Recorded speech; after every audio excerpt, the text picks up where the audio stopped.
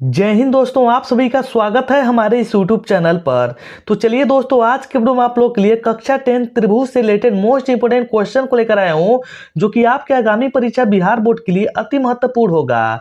और हाँ बच्चों, जो क्वेश्चन है ना, आप लोग के एग्जाम में हर एक साल आने वाला क्वेश्चन है, वो चाहे कोई भी साल हो और जो चाहे कोई भी पाली आपका एग्जाम का हो, ये क्वेश्चन हर एक साल आने वाला है। और इस वीडियो को बिल्कुल ध्यान से देखिएगा, क्योंकि 5 नंबर में टोटल पूछा जाता है। तो यहाँ पर देखिए प्यारे बच्चों, यहाँ पर हमारा प्रमेय 6.1, जिसको कि प्यारे बच्चों हम लोग थेल्स प्रमेय के भी नाम से जानते हैं। इसी प्रमेय को प्यारे बच्चों हम लोग थेल्स प्रमेय के भी नाम से जानते हैं। तो यहाँ पर देखिए जो क्वेश्चन है प्यारे बच्चों ना, यहाँ पर टोटल 5 नंबर में आता है। तो सबसे पहले इस प्रमेय के पढ़ते हैं और प्रमेय को हम लोग समझते हैं कि इस प्रमेय के अंतर्गत कह क्या रहा है। तो यहाँ पर देखिए इस प्रमेय में हमारा कह क्या रहा है कि यदि किसी त्रिभुज की एक भुजा के समांतर अन्य दो भुजाओं को भिन्न भिन्न बिंदुओं पर प्रतिच्छेद करने के लिए एक रेखा खींची जाए, तो ये अन्य दो भुजाओं को एक ही अनुपात में क्या होती हैं कि विभाजित हो जाती हैं। तो प्यारे बच्चों, यहाँ पर एक क्वेश्चन हम लोग को कह रहा है, यदि एक त्रिभुज बनाया जाए, तो यहाँ पर देखिए जैसे कि एक त्रिभुज हमारा ओ ए बी सी हो गया, और यहाँ पर देखिए दो भुजा यानी कि डी एक भुजा है और इसका आधार हमारा क्या है, बी सी है। तो कह रहा है ना, ये दोनों भुजाएं एक ही अनुपात में क्या होती हैं कि विभाजित होती हैं। और इसमें हम लोग को सिद्ध क्या करना है प्यारे बच्चों, तो यहाँ पर देखिए सिद्ध हम लोग को करना है कि ए डी बटा में डी बी और ए ई बटा में ई सी। तो इस क्वेश्चन को बिल्कुल ध्यान से देखिएगा, और इस क्वेश्चन को देखने के बाद प्यारे बच्चों आप लोग खुद से 2 से 3 बार इसको रिवीजन कीजिएगा, आप लोग को बिल्कुल 100% समझ में आ जाएगा। तो चलिए प्यारे बच्चों, यहाँ पर सबसे पहले हम लोग रचना करते हैं, तभी इस क्वेश्चन में हम लोग आगे बढ़ते हैं। तो यहाँ पर देखिए सबसे पहले रचना यहाँ पर करेंगे। तो यहाँ पर देखिए रचना कैसे कर रहे हैं प्यारे बच्चों, आप लोग ध्यान से देखिएगा। अब यहाँ पर देखिए, यहाँ पर जो कोण बनने वाला होता है प्यारे बच्चों, कितना डिग्री का होता है, तो 90 डिग्री का होता है। और यहाँ पर भी बनने वाला जो कोण होता है 90 डिग्री का होता है। और इसका हम लोग प्यारे बच्चों यहाँ पर इसका नाम हम लोग यन कर देते हैं, और इसका नाम हम लोग प्यारे बच्चों यहाँ पर यम कर लेते हैं। और यहाँ पर देखिए और हम लोग क्या कर रहे हैं कि यहाँ पर जो बी है ना, बी को हम लोग ई से मिला दे रहे हैं, ठीक है ना, बी से ई को मिला दे रहे हैं, और यहाँ पर डी से यहाँ पर सी को मिला दे रहे हैं, ठीक है ना प्यारे बच्चों। अब इसको हम लोग लिख लेते हैं, जो चीज हम लोग रचना किए हैं इसको हम लोग लिख लेते हैं आराम से। तो यहाँ पर देखिए रचना में हम लोग क्या किए हैं, तो यहाँ पर लिखते हैं रचना, रचना, ठीक है ना प्यारे बच्चों। सिस्टमेटिक आप लोग बनाइएगा एग्जाम में, बिल्कुल यहाँ पर आप लोग फुल नंबर ले पाएंगे। तो यहाँ पर देखिए हम लोग सबसे पहले क्या किए हैं कि यहाँ पर देखिए लंब है हमारा, यहाँ पर देखिए क्या हो जाएगा कि जो डीएम लंब है, तो यहाँ पर लिखेंगे डीएम। डीएम लंब किस पर है प्यारे बच्चों, तो कहेंगे सर जी डीएम जो हमारा लंब है ना एई पर है। तो यहाँ पर लिखेंगे डीएम लंब जो हमारा है एई पर है, और तथा तथा जो हमारा ईएन लंब है, ईएन लंब किस पर है प्यारे बच्चों, तो एडी पर है। किस पर है प्यारे बच्चों, एडी पर है। और इसके बाद हम लोग क्या किए हैं रचना में, तो यहां पर देखिए बी को बिंदु बिंदु ई से मिलाया, ठीक है ना प्यारे बच्चों। बी को हम लोग क्या किए हैं कि बिंदु ई से मिलाया।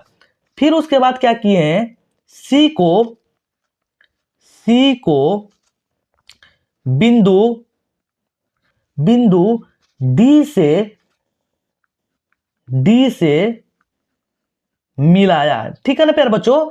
अब यहां पर देखिए इतना करने के बाद हम लोग क्या करेंगे प्यारे बच्चों, इस क्वेश्चन को आप लोग बिल्कुल ध्यान से देखिएगा। मैं दावा के साथ कह सकता हूं कि आप लोग को बिल्कुल 100% यहां पर समझ में आने वाला है। तो यहां पर देखिए जब भी आप लोग कोई सवाल को प्रूव कर रहे हैं, तो यहां पर आप लोग को क्या लिखना होता है, उत्पत्ति लिखिए। तो यहां पर देखिए हम लोग लिखेंगे उत्पत्ति, ठीक है ना प्यारे बच्चों।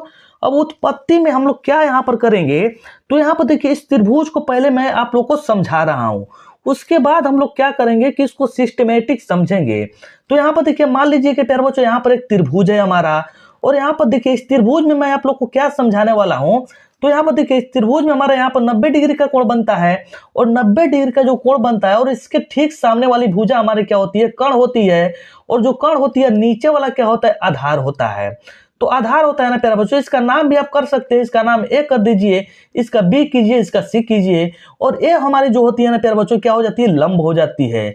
तो यहाँ पर देखिए ऐसा अगर त्रिभुज आप लोग को दिख रहा है ना प्यारे बच्चों, तो यहाँ पर लोग आप क्या कीजिए कि त्रिभुज का आप लोग क्षेत्रफल पढ़े होंगे कि त्रिभुज का क्षेत्रफल कक्षा 6, 7, 8 में दिया है कि त्रिभुज का जो क्षेत्रफल होता है, त्रिभुज का क्षेत्रफल, तो कहेंगे सर जी त्रिभुज का जो हमारा क्षेत्रफल होता है वो होता है 1/2 आधार गुणे ऊंचाई। ऊंचाई को ही हम लोग क्या कहते हैं प्यारे बच्चों की शीर्षलम कहते हैं। आप लोग जानते होंगे कि ऊंचाई को ही हम लोग किस नाम से जानते हैं कि शीर्षलम के नाम से यहां पर जानते हैं। तो ये जो हमारा फॉर्मूला है ना, इस सवाल को बनाने में बहुत ही ज्यादा हेल्पफुल होने वाला है। तो अब हम लोग क्या करेंगे कि बारी बारी से यहाँ पर देखिए आप लोग का नजर क्या होना चाहिए कि आप लोग को सिद्ध करके क्या लाना है। तो यहाँ पर देखिए सबसे पहले यहाँ पर 2 पार्ट में इसको हम लोग सिद्ध करेंगे एकदम आराम से। तो सबसे पहले एडी बटा में हम लोग को डीबी लाना है, यानी कि एडी और डीबी लाना है। तो यहाँ पर देखिए आप लोग को करना क्या है प्यारे बच्चों, सबसे पहले आप लोग त्रिभुज कौन से लीजिए, तो त्रिभुज ए डी ई में लीजिए। कहेंगे कहाँ है, तो त्रिभुज ए डी ई में लीजिए। तो सबसे पहले यहां पर लिखेंगे प्यारे बच्चों हम लोग त्रिभुज ए डी ई में, ठीक है ना प्यारे बच्चों। अब यहां पर ए डी ई, सॉरी बच्चों, यहां पर हम लोग क्या करेंगे कि त्रिभुज ए डी ई का क्षेत्रफल, ए डी ई का क्षेत्रफल, ठीक है ना प्यारे बच्चों। जब यहां पर क्षेत्रफल का बात करेंगे तो यहां पर भी हम लोग क्या करेंगे, क्षेत्रफल का ही बात करेंगे। त्रिभुज ए डी ई का क्षेत्रफल, तो यहां पर कहेंगे सर जी फॉर्मूला तो हमारा 1/2 होता है, और यहां पर कहेंगे आधार हमारा क्या है। तो यहां पर रुकिए प्यारे बच्चों, मैं आप लोग को समझा रहा हूं। तो यहां पर देखिए ए डी ई है ना, तो आधार हमारा क्या होगा, एडी ही होगा ना। तो इसका आधार क्या हो जाएगा, एडी हो जाएगा। आधार जब एडी होगा और हमारा ऊंचाई क्या हो जाएगा प्यारे बच्चों, तो ऊंचाई देखिए जब इस त्रिभुज को लेंगे तो ऊंचाई हमारा क्या हो जाएगा, तो जो हमारा इसका ऊंचाई होगा ना प्यारे बच्चों क्या हो जाएगा, ईएन हो जाएगा। इस त्रिभुज में जब बात कर रहे हैं ना तो इसका ऊंचाई हमारा क्या हो जाएगा, ऊंचाई या शीर्षलम हमारा यही होगा, तो इसका हमारा ऊंचाई या शीर्षलम क्या हो जाएगा, ईएन हो जाएगा। अब इसको हम लोग समीकरण क्या मानेंगे प्यारे बच्चों, 1। तो यहां पर लिख देंगे समीकरण 1। अब यहां पर देखिए पुनः त्रिभुज कौन सा लेना हमको, तो त्रिभुज अब लेंगे यहां पर डीईबी। तो कहेंगे डीईबी कहां पर है, तो डी ई बी, यानी कि ई वाला त्रिभुज का हम लोग बात कर रहे हैं। अब ध्यान से देखिएगा, मैं जैसे जैसे आप लोग को बता रहा हूं ना, थोड़ा वहां पर आप लोग गौर कीजिएगा। तो लिखेंगे त्रिभुज डीई बी का क्षेत्रफल, डीई बी का क्षेत्रफल, ठीक है ना प्यारे बच्चों। तो 1/2। अब यहां पर इसको जब ले लिए तो यहां पर इसका हमारा आधार क्या हो जाएगा, डीबी हो जाएगा। तो डीबी और यहां पर शीर्षलम क्या हो जाएंगे, तो कहेंगे सर जी शीर्षलम हमारा ए हो जाएगा। क्या शीर्षलम ए होगा का इसका, नहीं। ये वाले जब त्रिभुज का बात कर रहे हैं ना तो यहां से हम लोग सोचेंगे तो इसका शीर्षलम यही ना होगा ना प्यारे बच्चों। तो यहां पर देखिए इसका भी हमारा शीर्षलम जो होगा यही हो जाएगा, यानी कि ईएन हो जाएंगे। अब यहां पर देखिए इसको हम लोग समीकरण क्या मानेंगे प्यारे बच्चों, यहां पर समीकरण 2, ठीक है ना। अब यहां पर इतना करने के बाद आप लोग को करना क्या है, तो इसके बाद देखिए समीकरण 1 और समीकरण 2 का कर दीजिए भाग। तो यहां पर लिखेंगे अब हम लोग अतः हमें क्या लिखेंगे प्यारे बच्चों, तो यहां पर लिखे हम लोग अतः में हम लोग देखिए दोनों त्रिभुजों का जो दोनों समीकरण है, ये दोनों समीकरण में हम लोग क्या कर देंगे, भाग कर देंगे। तो चलिए भाग करते हैं प्यारे बच्चों। तो यहां पर भाग हम लोग कैसे करेंगे, तो लिखेंगे त्रिभुज ए डी ई का क्षेत्रफल और बटा में त्रिभुज डीई बी का क्षेत्रफल, ठीक है ना प्यारे बच्चों, बराबर 1/2 गुणे एडी अगुणे ईएन, ठीक है ना प्यारे बच्चों। और बटा में हमारे क्या हो जाएंगे, 1/2 अगुणे क्या हो जाएंगे, डीबी अगुणे ईएन, ठीक है ना प्यारे बच्चों। अब यहां पर देखिए हमारा ईएन से ईएन कट जाएंगे और 1/2 से 1/2 कट जाएंगे। तो बचेंगे यहां पर क्या प्यारे बच्चों, हमारे यहां पर तो जो हमारा बचेगा ना उसको हम आराम से लिख लेते हैं। तो क्या बचा हुआ है, अब ध्यान दीजिएगा थोड़ा सा।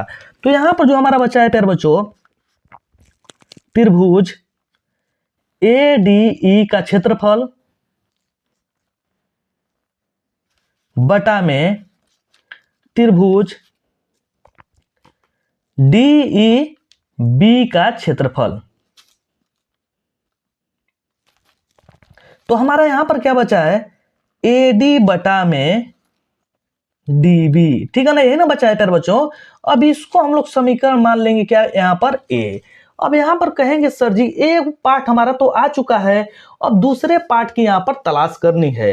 तो चलिए अब हम लोग क्या करते हैं प्यारे बच्चों, अब हम लोग देखिए पुनः यही वाले त्रिभुज में लेंगे, लेकिन यहाँ पर आधार हमारा क्या होगा, अब हमारा यही होगा।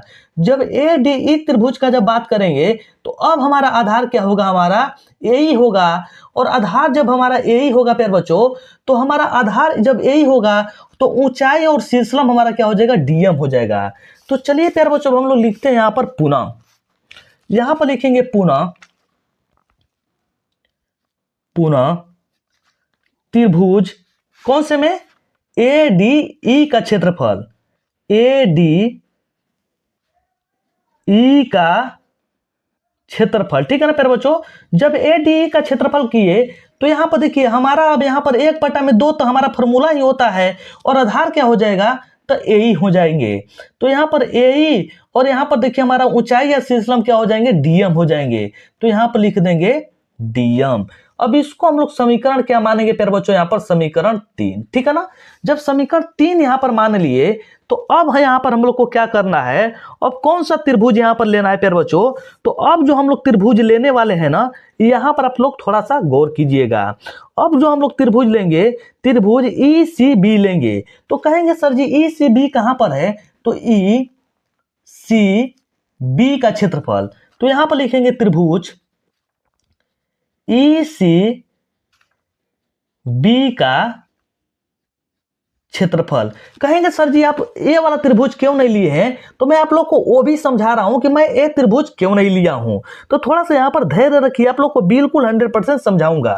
तो लिखेंगे 1/2 गुणे, अब यहां पर देखिए हमारा क्या हो जाएंगे, आधार हमारा हो जाएंगे ई सी, और हमारा ऊंचाई क्या हो जाएगा। तो देखिए जब ई वाले त्रिभुज का जब बात करेंगे प्यारे बच्चों, यहां से यहां तक ना, यहां से यहां तक जब बात करेंगे तो हमारा देखिए यही वाला इसका ऊंचाई होगा ना, तो यहां पर देखिए हमारा क्या हो जाएंगे, डीएम हो जाएंगे। अब इसको समीकरण आप आराम से 4 मान लेंगे। अब देखिए यहां पर मैं आप लोग को समझा रहा हूं, तो यहां पर देखिए प्यारे बच्चों आप लोग कक्षा 7 में 8 में 9 में पढ़े होंगे कि यहां पर हम लोग क्या लिखेंगे, वी नो डेट। थोड़ा सा अंग्रेजी यहां पर झाड़ लेते हैं, वी नो डेट, यानी कि हम जानते हैं प्यारे बच्चों। तो यहां पर हम क्या जानते हैं, तो यहां पर हम जानते हैं, तो जानते हैं हम क्या लिखेंगे कि समान समान भुजा पर, समान भुजा पर बने त्रिभुज, बने त्रिभुज का क्षेत्रफल, का क्षेत्रफल बराबर बराबर होता है। ठीक है ना प्यारे बच्चों, समान भुजा पर बने त्रिभुज का क्षेत्रफल बराबर होता है। ठीक है ना प्यारे बच्चों। अब यहां पर कहेंगे सर जी इसका मतलब क्या है, तो यहां पर देखिए लिखेंगे हम लोग एरिया, एरिया हम लोग क्या लिखेंगे, यहां पर एरिया लिखेंगे डी ई बी, यहां पर त्रिभुज डी ई बी, यानी कि ए वाला जो हमारा त्रिभुज होगा ना, ए वाला त्रिभुज के आपस में क्या होगा, बराबर होगा। तो त्रिभुज यहां पर लिखेंगे डी ई बी, बराबर में क्या लिखेंगे प्यारे बच्चों यहां पर, तो यहां पर बराबर में हम लोग लिखेंगे त्रिभुज एरिया, त्रिभुज बी सी ई। तो कहेंगे बी सी ई कहां पर है, तो देखिए बी सी ई, यानी कि ए वाला त्रिभुज और ए वाला त्रिभुज आपस में क्या है, इक्वल है, यानी कि बराबर है। तो यहां पर जब बराबर हो गया प्यारे बच्चों, तो यहां पर हम लोग क्या करेंगे कि समीकरण यहां पर 4 से, तो यहां पर लिखेंगे समीकरण, समीकरण 4 से। तो यहां पर देखिए जब ये दोनों आपस में जब बराबर हो गए, तो जब दोनों आपस में बराबर हो गए तो इसके जगह पर हम लोग इसको लिख सकते हैं कि नहीं, आराम से लिख सकते हैं। तो यहां पर लिखेंगे त्रिभुज डी ई बी का क्षेत्रफल। ठीक है ना प्यारे बच्चों, बराबर में हमारा क्या हो जाएगा, 1/2 गुणे 1/2 गुणे ए ई, सॉरी बच्चों यहां पर क्या हो जाएगा हमारा ई सी, गुणे क्या हो जाएंगे, डीएम। ये समीकरण हमारा क्या हो जाएंगे 4, यानी कि 4 यही वाला हम समीकरण यहाँ पर लिख दिए हैं। अब यहाँ पर हम लोग को करना क्या है प्यारे बच्चों कि यहाँ पर देखिए दोनों का हम लोग तुलना कर देंगे। तो चलिए आराम से यहाँ पर तुलना करते हैं। तो यहाँ पर लिखेंगे अतः